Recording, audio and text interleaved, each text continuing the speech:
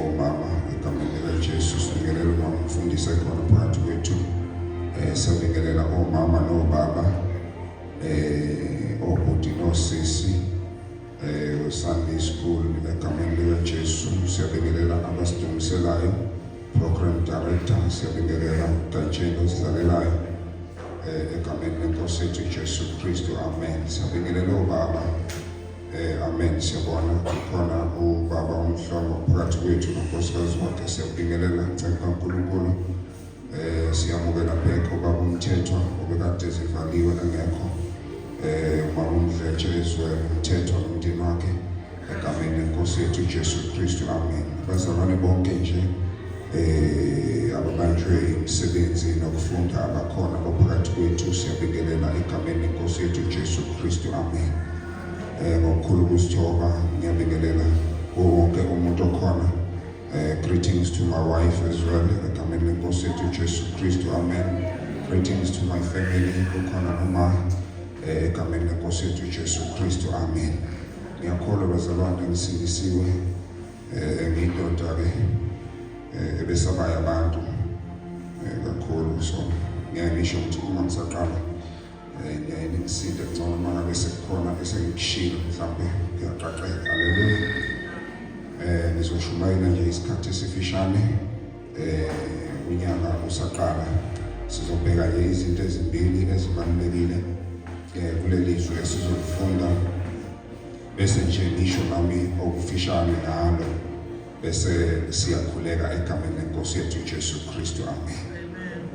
Kenibheku thando lwakhe asile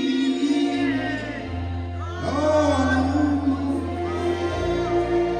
sesithule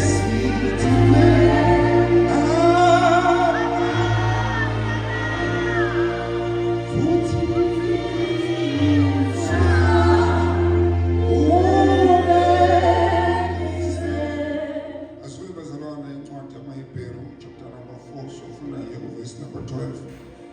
egameni lenkosi yethu Jesu Kristu, amen.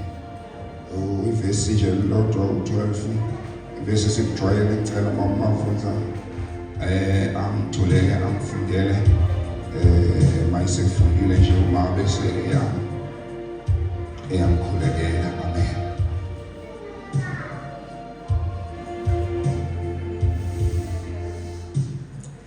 Hebrews 4 verse number 12.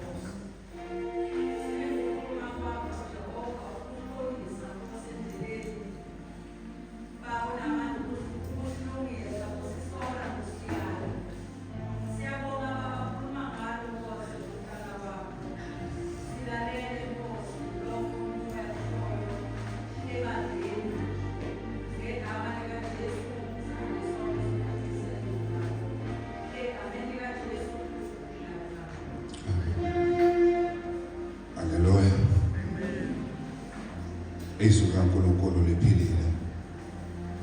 Ilokho nje kushuyo lelizwi kuthiwa izwi likaNkulunkulu liphilile. Bese kuthiwa ekuphileni kwalo liveza amandla. Haleluya. Into yokuqala ngifuna siyibambe ukuthi izwi likaNkulunkulu liphilile. Lamandla awaveli noma ikuphi kodwa avela ekuphileni kwezwi.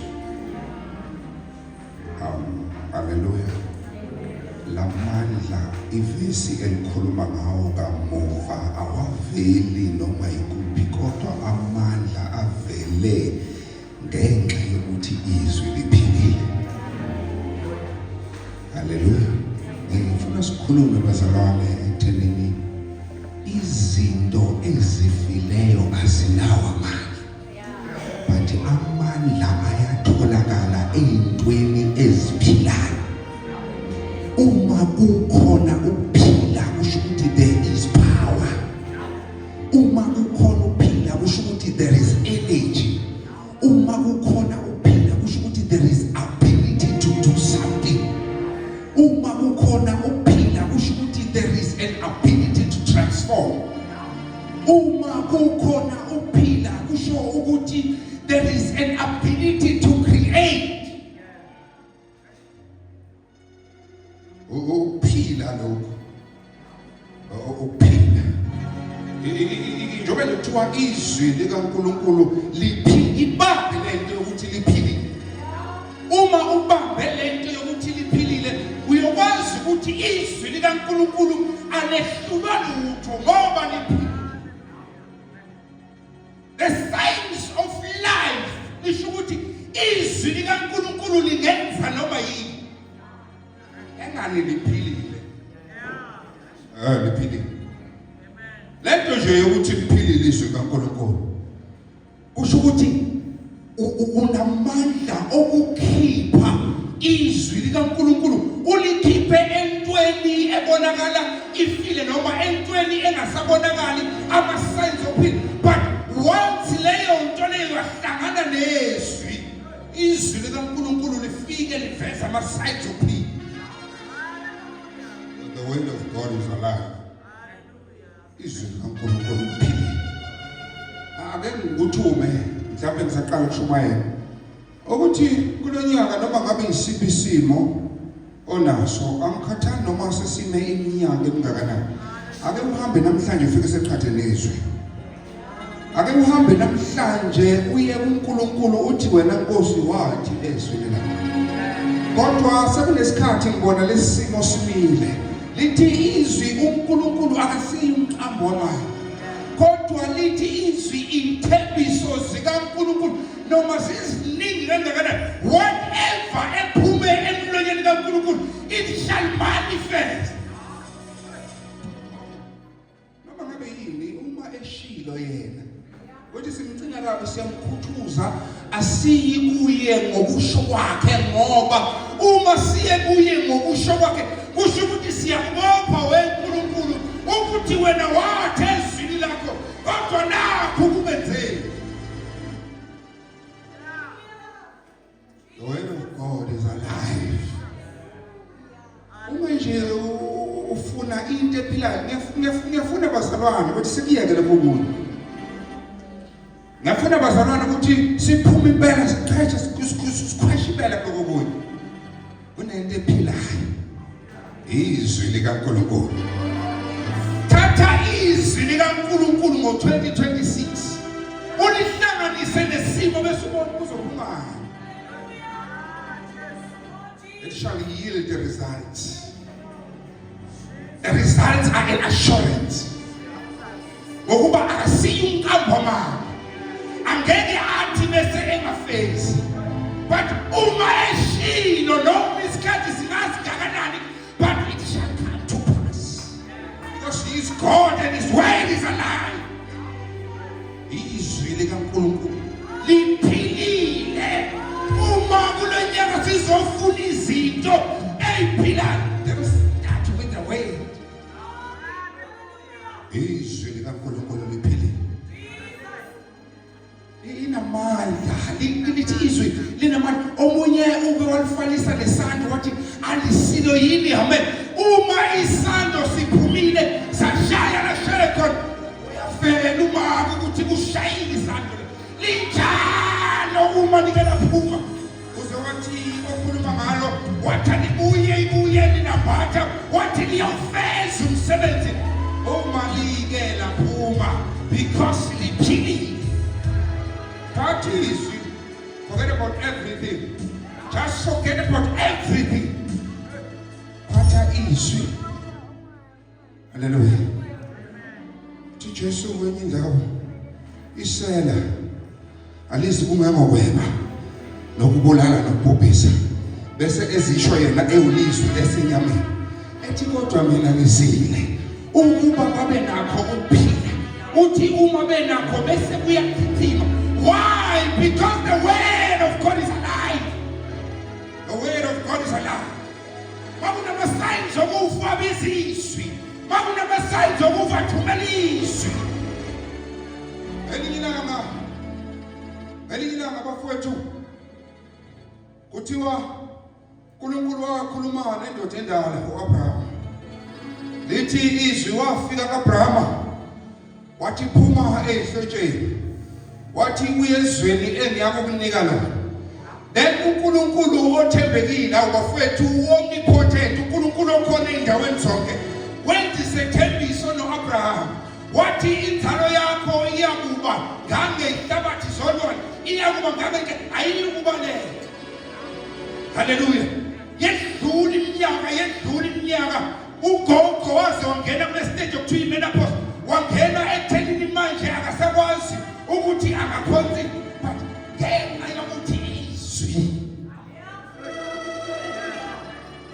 awubafowethu ngizomnyehlabelela wathi it has an ability to bring back the dead to life. Ekhuluma ngezwi, it has an ability to resurrect. Wait. There's an ability to bring back anything that is dead to life. Akakhala ukuthi yini afile but the way izwi likaNkulunkulu linamandla ukubuyisa likufaka uphilo. Uthiwa lo Sara lo isibeletho sakhe bese sikhathele. Kwesemdala siyazi ke thina mhlawumbe ngokwe-biology ukuthi umuntu uhamba isikhathi esingakanani agcine engasakwazi ukuconceive ngenxa yezimo ezithile. Kwasho ukuthi lo bekukade kushiwo bekukade kusho umlomo ongaqambi imanga bekusho umlomo ongathethi imanga lithi iBhayibheli ngelinye ilanga wafika ingelosi. Haleluya. Sakhuluma no-Abraham lokho ezazikusele zasesiyabuza uphumukakhe uSara. Haleluya. Abraham appointed him attended ukuthi ukhona umali attended. Lithi iBhayibheli wathi umuntu kaNkulunkulu ngalesi sikhathi ngonyaka ozayo uSara uyobe ephethe umntwana. Awubafowethu kwathi ngideclare kuwe esimeni sakho nakulo nyaka ngalesi sikhathi ngonyaka ozayo you will have whatever you were looking for. Manje uzohlala izwi langena esibelethweni sikagogo lafike lakhanda isibeletho lasilungiselela ukuthi sikwazi ukubuya siconceive. Bafowethu kodwa uNkulunkulu sasinjalo nathi. Izwi lalingasakwazi ukuhlala kithi. Ayikho into esasesikwazi ukuyiconceive. Kodwa kwafanele ukuthi kungene izwi.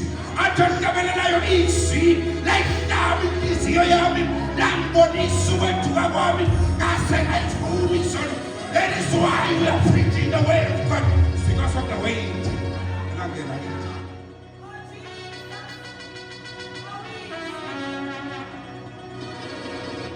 Bafowethu, preach the gospel because of the weight. Sishumayela njengoba sangena. Somyehlabelela yathi ngene moyeni wami izwi. Hallelujah. Ngoba izwi has an ability to transform, it changes people. Wait. Hallelujah. Kuthiwa ngelinye ilanga kwakhona indoda eyahlangana noNkulunkulu yahamba noNkulunkulu. The Bible says kwafika isikhathi yafa le ndoda. Uma kufika isikhathi yafa yembelwa njengamadoda onke yafakwa engcwabeni. Hallelujah. Lithi izwi uma isengcwabeni kwenzeka ngelinye ilanga. Awubafowethu ngithe Nkosi yami izwi uma lihlanganiswe nomfileyo kufanele kube khona into eyenzakalayo. Kuthiwa ngelinye ilanga kwaba khona indoda efayo futhi. Jwale indoda uma ifa bathe beyimbela kwaqhamukile. Kuthiwa bayiphonsa le ndoda bayiphonsa engcwabeni le ndoda that is full of the word. Bayiphonsa engcwabeni lika Elisha.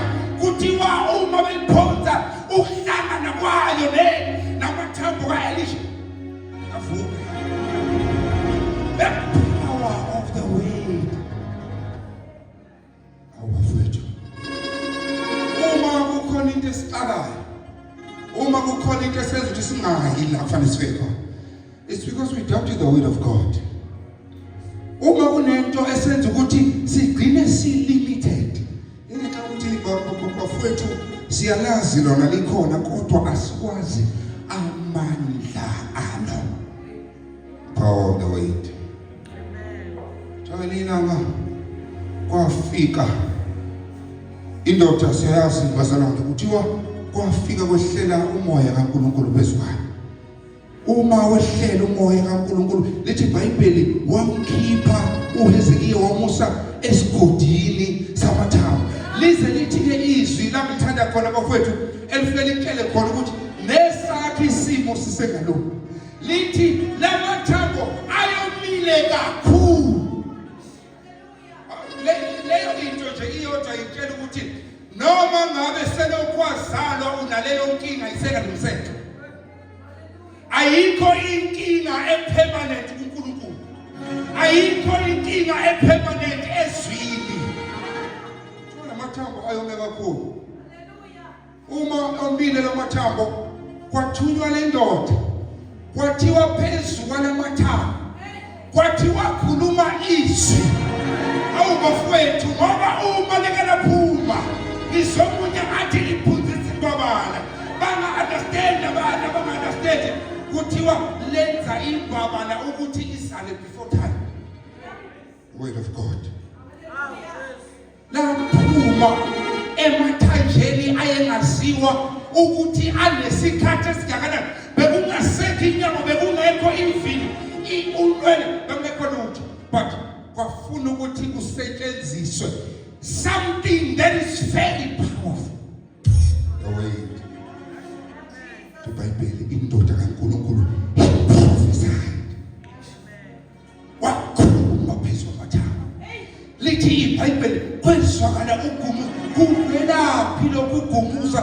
It's because of the way.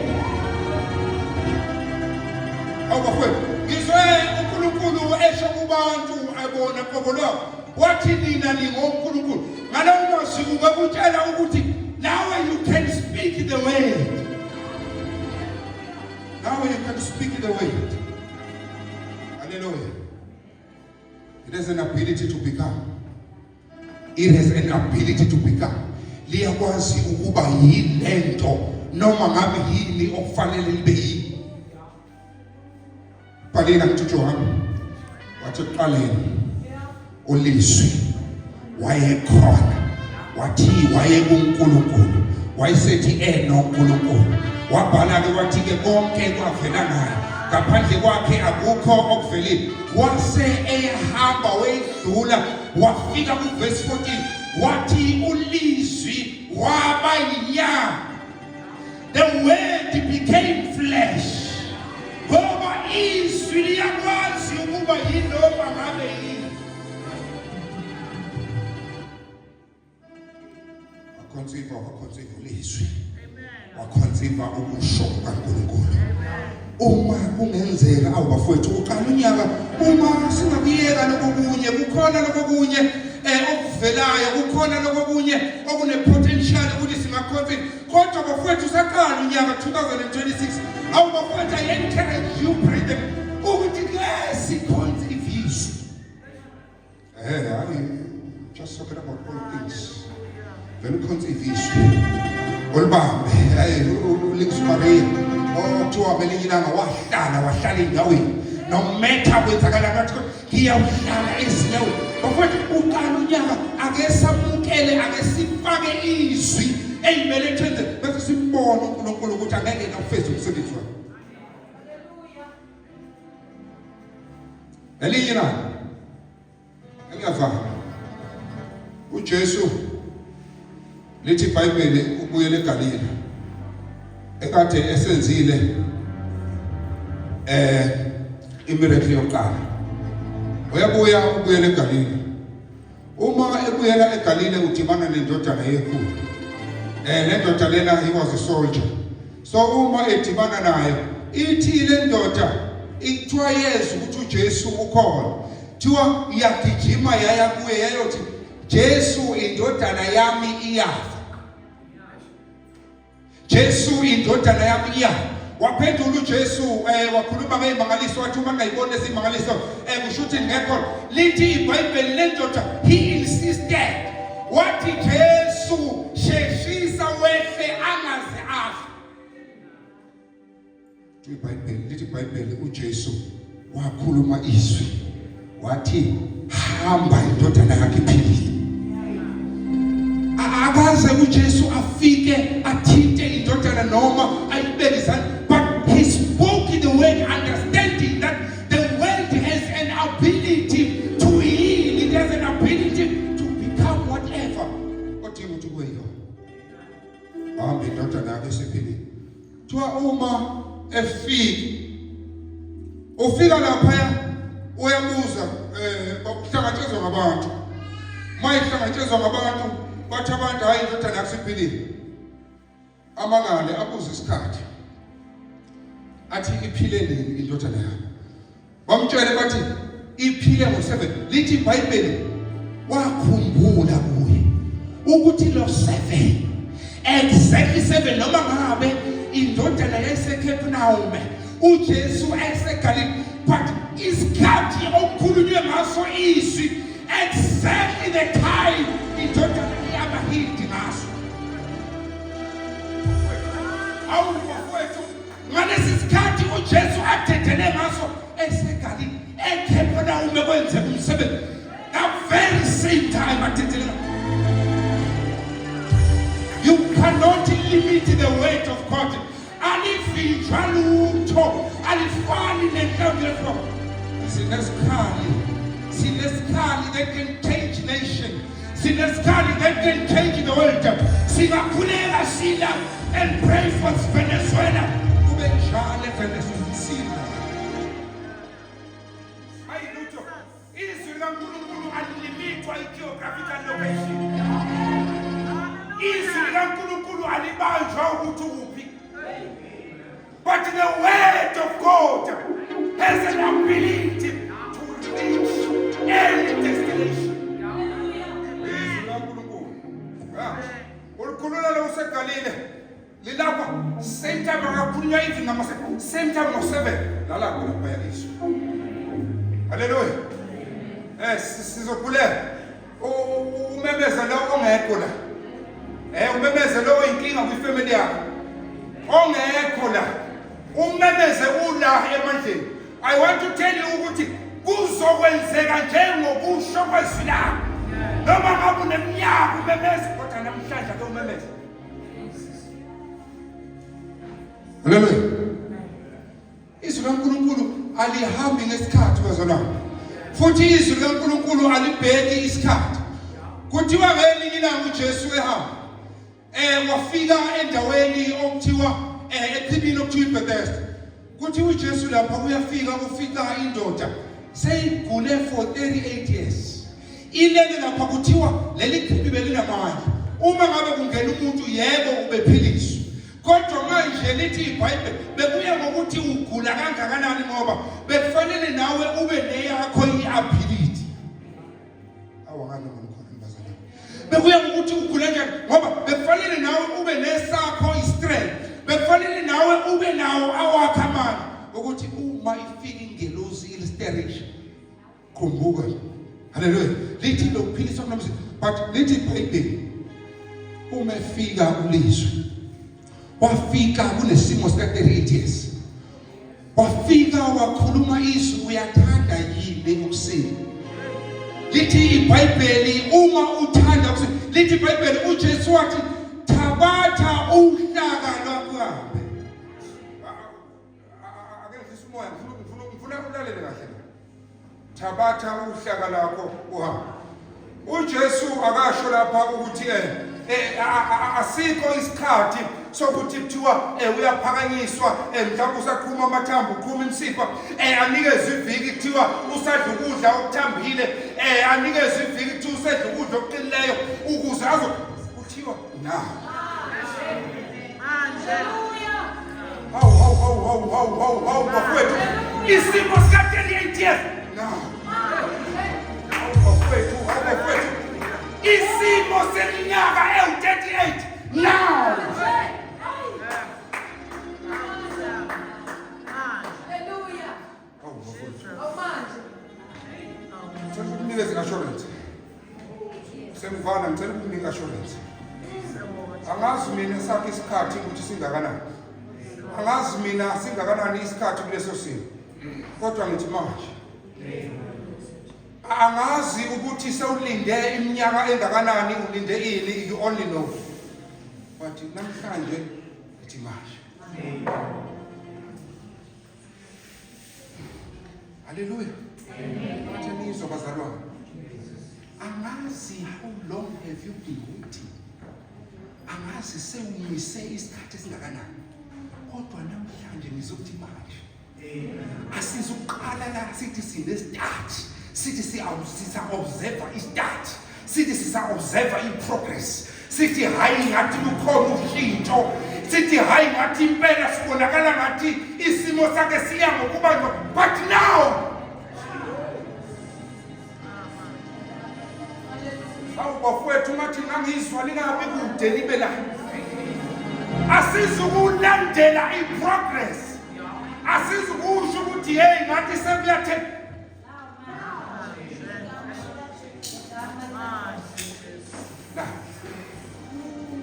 uzothanda lo mhlobo now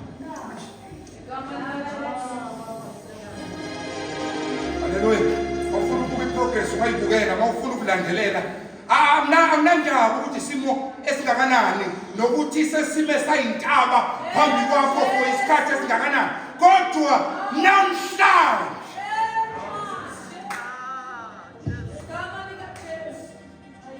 singaphakama sime ngenyawo basalona manje